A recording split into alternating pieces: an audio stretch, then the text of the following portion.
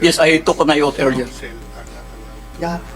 Yeah, I'm very sorry, Attorney, no? Because under the rules, the council are not allowed to speak, only the principal. No, but So if you want to give advice, legal advice to your principal, you can do that. I would just like to make some comments because when the Honorable Governor made his statements, there are facts that he missed.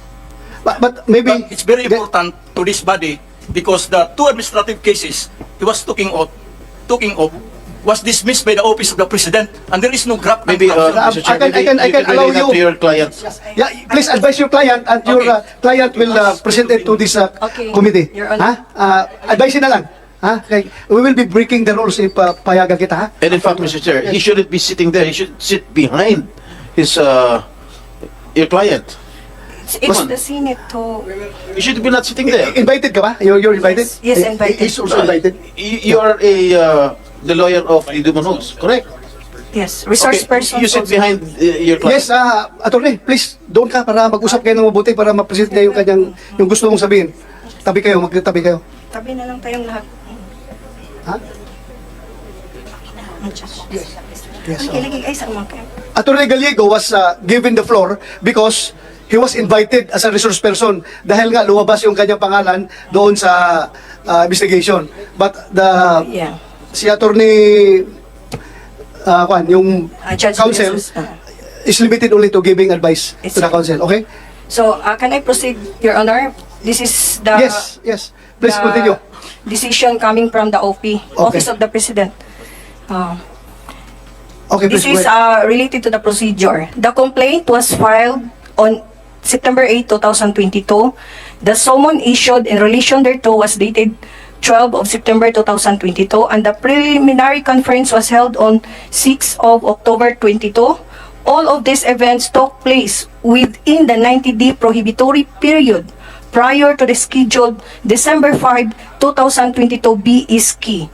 Thus, the said acts of the ISP violated Section 62, Paragraph C of the Local Government Code. The ISP had no authority to take cognizance of the complaint against the appellants and act thereon during those times.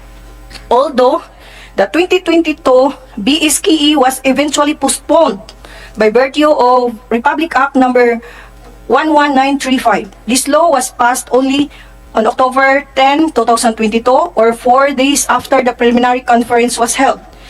It is a well-entrenched principle that institutes, including administrative rules and regulations, operate prospectively unless the legislative intent to the contrary is clear, because the retroactive vested the law looks forward, not backward.